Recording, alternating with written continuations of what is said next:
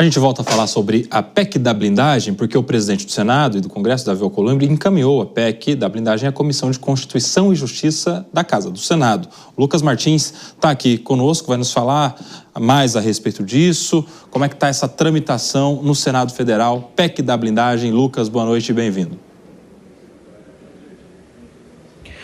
Oi, Kobayashi, muito boa noite para você, boa noite para todo mundo que está na nossa companhia. Olha só, aqui está tudo parado, né? Isso porque depois de uma aprovação célere na Câmara dos Deputados, a proposta chegou aqui no Senado Federal e já tem resistência de muitos líderes partidários. O presidente do Senado, Davi Alcolumbre, encaminhou a proposta para a CCJ numa maneira aí de tentar desacelerar o processo de tramitação na casa. Isso porque, como ocorreu com muita rapidez na Câmara dos Deputados, agora no Senado Federal, a avaliação aqui nos bastidores entre os senadores é que não há clima para votação ou qualquer tipo de análise. E também já há muita manifestação de parlamentares em relação, senadores, em relação a essa proposta. Por exemplo, o senador Eduardo Girão falou que disse que espera que essa proposta seja enterrada aqui no Senado Federal. Nós vamos ouvir um trecho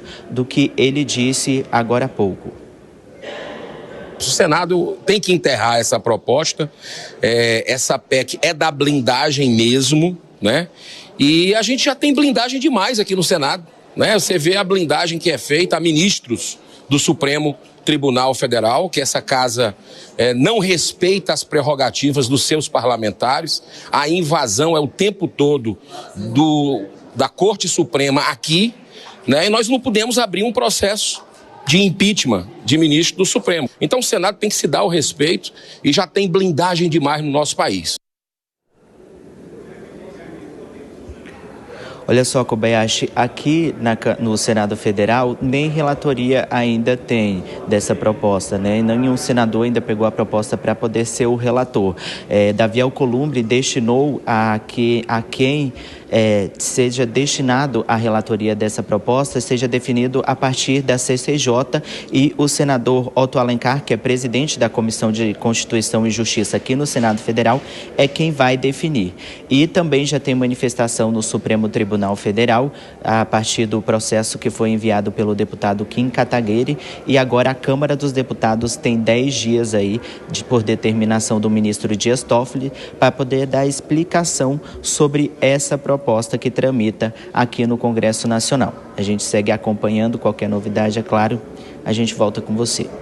Muito obrigado, Lucas Martins, ao vivo de Brasília. Vou chamar os nossos comentaristas agora para um jogo rápido. Essa é mais rapidinha, Dora Kramer, eu quero te ouvir sobre isso. Parece que é um dos temas que se separa um pouco à direita, né? Porque a gente viu a entrevista ali do senador Girão, ele totalmente contra a PEC da blindagem. Na Câmara já tinha sido assim também, Partido Novo votando contra, alguns outros parlamentares de direita, mas não bolsonaristas, também votaram assim, o próprio Kim Kataguiri, Marcel Van Hatten, também do Partido Novo, o delegado Palumbo também votou contra. Como é que você vê essa cisão?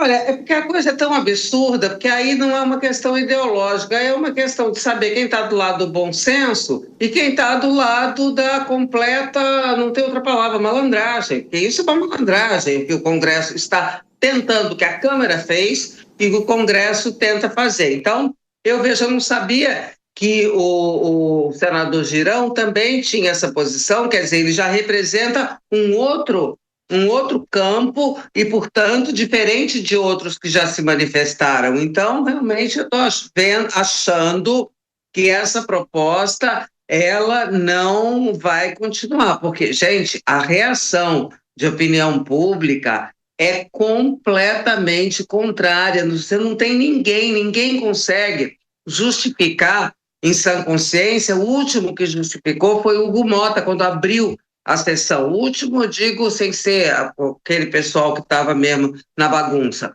justificando que isso era apenas uma volta ao texto constitucional. O texto constitucional, quando ele colocou essa necessidade do aval, a gente estava com a ditadura nos calcanhares. Ali havia um receio de que parlamentares pudessem sofrer algum tipo de retaliação. Foi nesse contexto. Em 2001, acaba isso. O voto secreto vigorou até 2013. Em 2013, a Câmara, o Congresso derrubou por unanimidade o voto secreto. Então, aí você pediu rápido, né, o Kobayashi? Dora, lembrei agora. você tem toda Acabou. A preferência, pode concluir à vontade. Falei. Não, já concluí, é que eu concluí lembrando que você pediu rapidez. Pronto?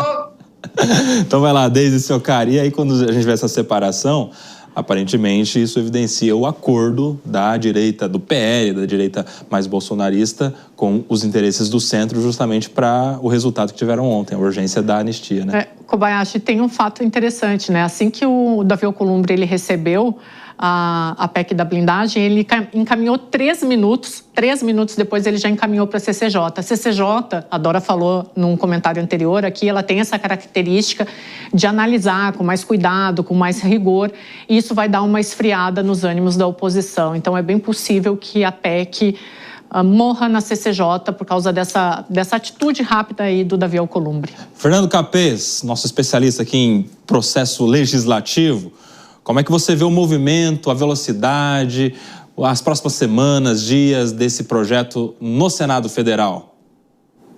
Bom, eu acho que não é uma questão de ideologia, mas de conveniência, como colocou aqui a Dora Kramer. Quem está aí preocupado com investigações relacionadas a desvios em emendas parlamentares está tentando se blindar, inclusive tornando a votação secreta.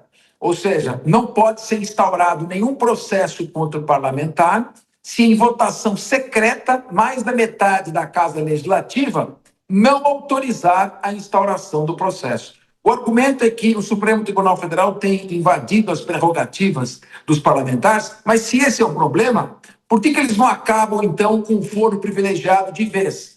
Extingue o foro privilegiado e eles saem do julgo do Supremo Tribunal Federal. E, por fim, se a Casa Legislativa estivesse tão preocupada assim em preservar as próprias prerrogativas, não teria autorizado tantos processos aqui contra parlamentares que praticaram crimes de opinião, ainda que opiniões extremamente abjetas e radicais. Então, me parece muito mais uma questão de conveniência do que ideologia. Quer sair do julgo do Supremo? Acaba com o foro privilegiado, está aí um desafio.